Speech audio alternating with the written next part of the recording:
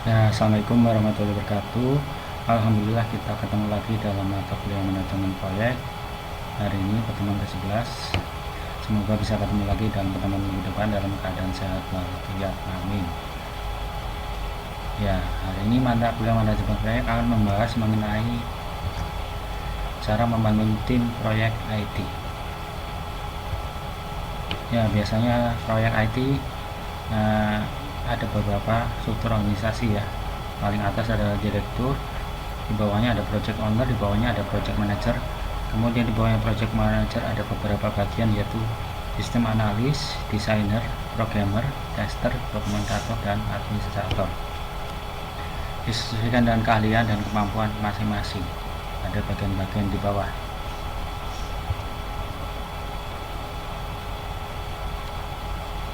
Nah, jadi dalam tips membangun tim proyek IT harus memilih profesional yang tepat untuk membangun tim yang efektif untuk proyek lebih menantang daripada yang terlihat.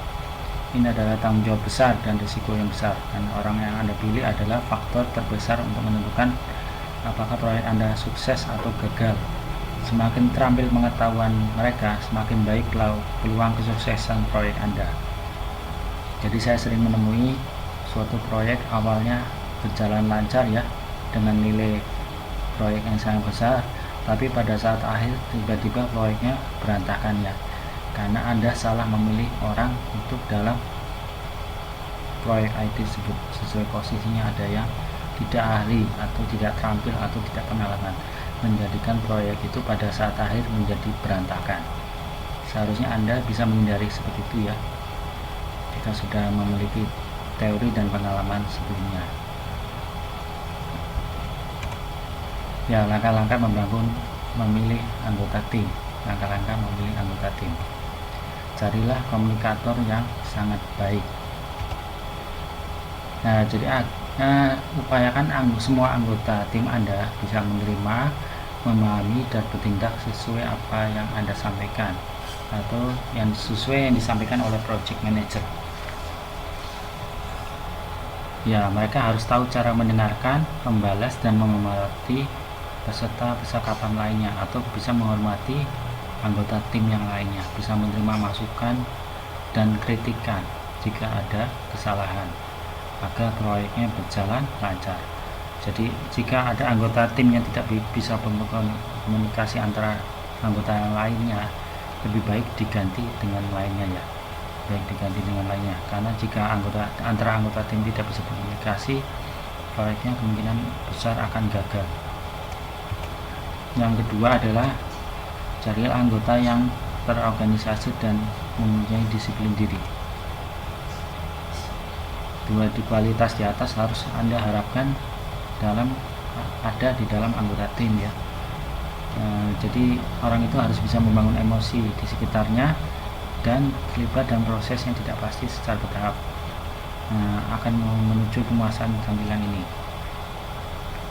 Ya, jadi jika orang itu tidak disiplin diri, datangnya sering telat, mengerjakan tidak sesuai tempat waktu, itu bisa menyebabkan proyeknya menjadi terhambat ya, atau terlambat, bisa menyebabkan proyeknya menjadi gagal. Yang ketiga adalah temukan manajer proyek yang luar biasa, atau Anda sendiri yang manajer. Ya, manajer proyek adalah bukan tugas yang mudah ya, termasuk tugas yang berat atau susah. Jadi apakah Anda siap atau tidak, itu keputusan Anda. Jika Anda memutuskan bahwa Anda ingin menyewa manajer proyek, Anda harus memastikan bahwa mereka pemimpin yang lebih baik dari Anda, sehingga mereka dapat benar-benar mendapat bahwa proyek Anda untuk hidup dan sukses. Jadi seorang manajer proyek harus bisa berkomunikasi dengan anggota tim proyek di bawahnya dan bisa mengorganisasikan anggota-anggota di bawahnya agar proyek berjalan tepat waktu, lancar, dan sukses. Jika Anda tidak menemukan seseorang yang bisa manajer proyek setelah Anda mencoba beberapa kali, mungkin Anda sendiri yang harus menjadi manajer, karena Anda sendiri yang mengerti proyek itu dibutuhkan seperti apa dan goalnya seperti apa. Kemudian yang keempat adalah rekrut yang terbaik untuk peran pekerjaan.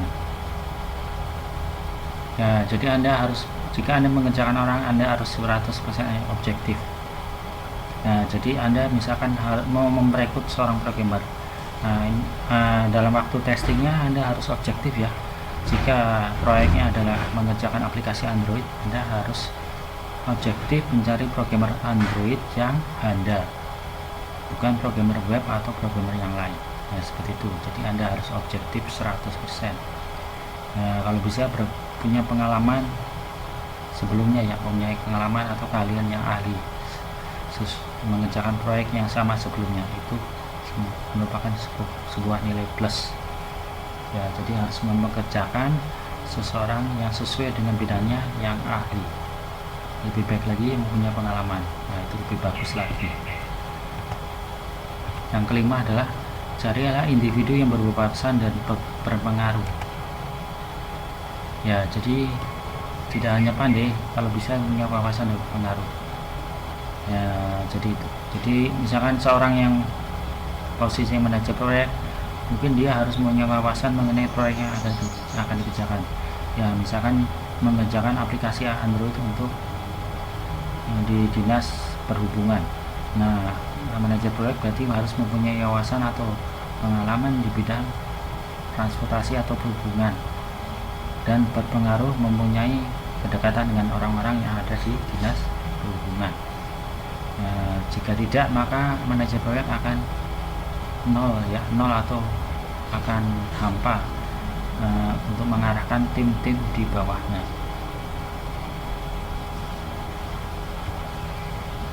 Yang keenam, carilah anggota yang proaktif. Proaktif adalah komponen tim yang harus ada di dalam setiap anggota tim. Jadi programmernya harus proaktif, administratornya harus proaktif ya. Jadi proaktif maksudnya jika ada kekurangan atau kesalahan, langsung mengingatkan anggota tim yang lainnya atau mengajukan komplain ke manajer proyek ya. Jadi proyek akan berjalan lancar dan tepat waktu dan sukses. Jika tidak proaktif, jika ada kekurangan tidak disebutkan, nah bisa-bisa proyeknya gagal atau hancur ya. Tidak selesai tepat waktu. Nah, jadi Anda harus mencari anggota yang proaktif dan ahli sesuai bidangnya. Yang ketujuh, prioritaskan ketampilan dan pengetahuan lebih dari sertifikasi. Nah, jadi jika seorang mempunyai sertifikasi lebih bagus ya. Misalkan dia programmer web dan dia punya sertifikasi dari lembaga yang terkenal, nah itu menjadi lebih bagus ya. Nah, sertifikasi berarti dia sudah mengikuti kursus atau keterampilan pelatihan beberapa bulan dan nilainya bagus ya. Nah, itu ditambah lagi pengalaman mengerjakan proyek-proyek sebelumnya. Nah, jadi seorang punya sertifikasi berarti keahliannya lebih baik dan bagus, ditambah lagi mempunyai pengalaman mengerjakan proyek yang sama sebelumnya ya. Jadi jika mau mengerjakan proyek aplikasi jaringan komputer, maka Anda harus mencari seseorang yang ahli dalam bidang jaringan komputer yang bersertifikasi, misalkan dari Cisco. Nah, seperti itu ya. Cisco adalah salah satu sertifikasi jaringan network yang bagus ya, atau yang terkenal. Nah, contohnya seperti itu. Yang ke-8 adalah temukan orang yang berkomitmen. Nah, jadi agar proyek Anda berjalan lancar hingga akhir proyek, harus menemukan orang yang berkomitmen. Maksudnya komitmen itu harus mau mengerjakan dari awal sampai akhir, tanpa ada keluhan dan tanpa ada keluhan ya. Jika ada kesulitan harus diselesaikan dan dikomunikasikan dengan anggota lainnya. Tidak boleh mundur, tidak boleh ketakutan, kebosanan dan semua perasaan negatif yang bisa menghalangi jalannya proyek. Jika timbul salah satu itu, kemunduran, ketakutan, kebosanan, dan perasaan negatif, maka bisa menghalangi jalannya proyeknya bisa berhenti di tengah jalan dan hancur ya. Itu ya, ada 8. Pokoknya intinya Anda harus hati-hati dalam memilih anggota tim proyek Anda. Ini adalah kunci nomor 1 berjalannya proyek Anda atau gagalnya proyek Anda. Ya, jika setiap karyawan mempunyai kondisi klinik harus dihitung ya, mungkin nanti merupakan nilai plus pada hal-hal pada bagian akhir. Ya, mungkin yang mempunyai kontribusi lebih akan mempunyai nilai lebih ya. Itu bisa diperhitungkan untuk mengerjakan proyek berikutnya dan menyebabkan proyek Anda menjadi lebih efisiensi dalam perekotan dan jalannya proyek. Ya, mungkin itu saja. Coba ini Anda kerjakan. Nah, ini tugasnya hampir mirip dengan tugas sebelumnya ya, cuma agak beda sedikit. Jadi coba Anda masukkan nama teman-teman Anda dalam posisi project manager, system analyst, designer, programmer, tester, dan dokumentator. Jadi nama-nama yang Anda masukkan di bagian-bagian ini disesuaikan dengan teori yang saya kemukakan sebelumnya di atas ya.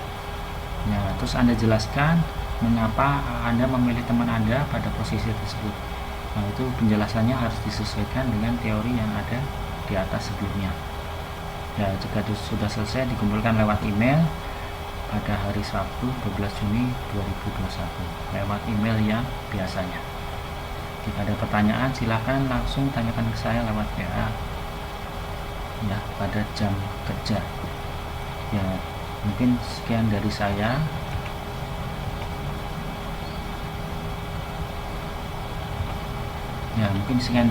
Terima kasih banyak.